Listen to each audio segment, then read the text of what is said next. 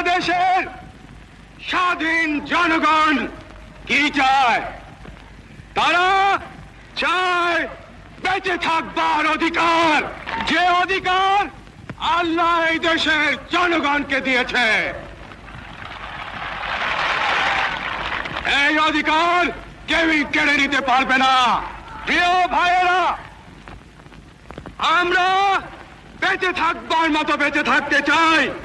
আমরা চাই শান্তি, যাতে আমাদের দেশের সর্ব জায়গায় সব লোক শান্তিতে বসবাস করতে পারে, শান্তিতে কাজকর্ম করতে পারে, শান্তিতে ব্যবসা বাণিজ্য করতে পারে, শান্তিতে রাত্রেবেলা নিদ্রা যেতে পারে।